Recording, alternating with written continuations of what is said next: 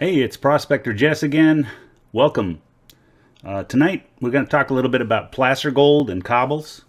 We're going to spend some time looking at some rocks, these things, and talking how that connects to placer gold and water and what we can learn from looking at a placer deposit. I also wanted to bring up a point. I got a message tonight on my phone from a long-standing prospecting fan, Charles, and he pointed out that he would like to know when we go live on this transmission. And I basically told him we go at 6 o'clock right now, but that brings up a good point, and so we're looking into it, how to alert you guys. And I'd like to know if you're interested. Go ahead and comment below if you're interested in being alerted. We can figure out some way of doing that. For now, I just need to know whether there's enough interest. Being the techno geek that I am, you can see by the junk behind me, I kind of get caught up in fixing up stuff like that, especially when it relates to software and hardware. And the problem is that sometimes, it's throwing every nail is a hammer kind of, well, every hammer looks for a nail, but you get the idea. So I just wanted to point out that we're looking into it, and we'll get back to you as soon as possible. Because I think that would be pretty neat if I could just kind of throw up a smoke signal and tell you when we're going live, especially when I start doing some more remote stuff. Stay tuned. So for now, we go back to our discussion earlier. We talked about, different tools. Well, here's another tool to add to your arsenal. This is a rock pick right here. This is a rock pick. And so we also have a chisel.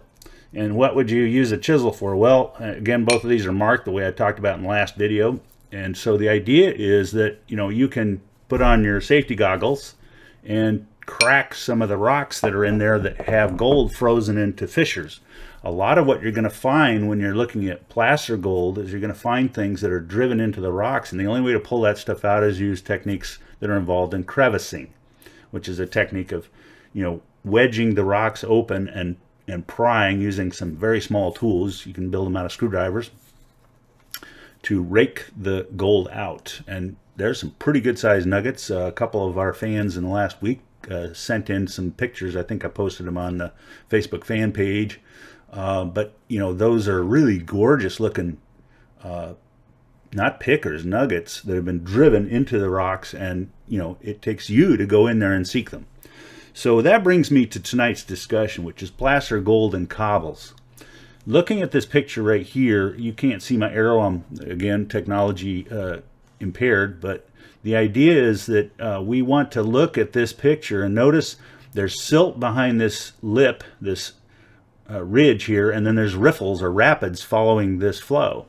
This sill forms a place where basically the heavy material starts to aggregate or collect, and then the speed up in flow causes things to get driven further downstream in the rapids. Right as it slows down, of course, what's going to happen is right in the front edge of this, you're going to start seeing some pretty serious gold drop out and get caught under the bigger cobbles and boulders. That's an important thing to note. But there's something else I'm going to bring to attention, and that is these cobbles have a certain characteristic that I want to kind of focus on for a moment. And that characteristic is shown in my handy dandy gold pan here. But basically we have several different, let's flip you to a live screen, show you the full picture. So if we look at these cobbles, you can see this material has some distinctly different characteristics. This one over here is largely rounded and has an interesting pattern. It's very dark. This is what we would call an ultramafic. It's heavy, dense rock material, and it tends to go with gold. Now, the thing I want to draw your attention to isn't so much the color or the heaviness, it's the roundness. Notice how rounded the corners are on it, especially when you compare it to this one right here, this reddish looking piece of stained quartz. This is material that you'd be looking for. This comes out of essentially a fissure, which is a hydrothermal injection. This is where a lot of gold gets found. In this particular case, no gold. Iron, no gold. Okay, so redder the better, but in this case it's leverite, for leverite there. So what I want to draw your attention to is notice the jagged appearance of this. This was broken out using this chisel and a rock hammer, but it's important to recognize that it's fractured. When rock first breaks free of load, it's going to be fractured and very sharp and jagged like that. That's new and fresh material. When it's rounded like this one, or like this side of this rock, you know, if you look, it's kind of rounded on this edge right here. I'm trying to get it at the right angle so you can see the rounding. Okay, let's put it where I can show it in front of the pan. See how it's rounded corner here, right up in here. That effect is very important because it means it's been in the stream bed for a while, pounding out the gold and pounding out any minerals. There may be gold in here, and that brings me to the other point. This one is broken open because we were splitting quartz cobbles, you know, quartz boulders and stuff, to find if they had any gold inside. And that's kind of an important thing to do. You do that when the cobble looks stained and kind of dirty like this one does and pockmarked. These are the pockmarks, the little zits, or those are basically formed when pyrite breaks out, or when you have some other hidden material, some crystalline material. Sometimes when gold nuggets break open, you'll get these little pits like this, and down inside there you'll see some gold. Not gold nuggets, but cobbles and rocks that have gold in them before they're gold nuggets. Now, why is that important? Because if you found one and it had some of that in there, then it might be worth having somebody etch that rock out to get the crystalline gold that would be buried inside of it. That can be much more valuable to you than a gold nugget.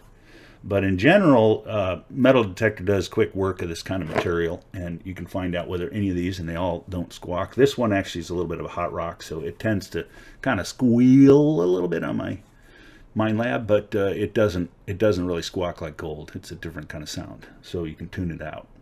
So that's it for tonight. I just wanted to touch bases with you again and let you know, quick thing, we're looking at stream flow and placer gold. So when we look at this stuff, we've got our stream and we've got the cobbles aggregating on the bottom, and tend to be the biggest, roundest boulders are the ones we're interested in.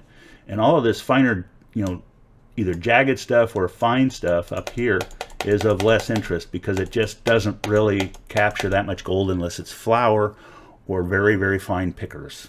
So that's it for tonight. We can check to see how we're doing, but for now I think we'll close the show, and good prospecting. See you tomorrow night. I forgot to mention it earlier. Let's see, you know, you can go to sourdoughminer.com and look at the 2020. It describes a lot of this water flow and how this drives gold and cobbles and all that stuff into the various places that gold hides out. Go check that out. That's at sourdoughminer.com, and we'll see you then. Catch you then. Bye-bye.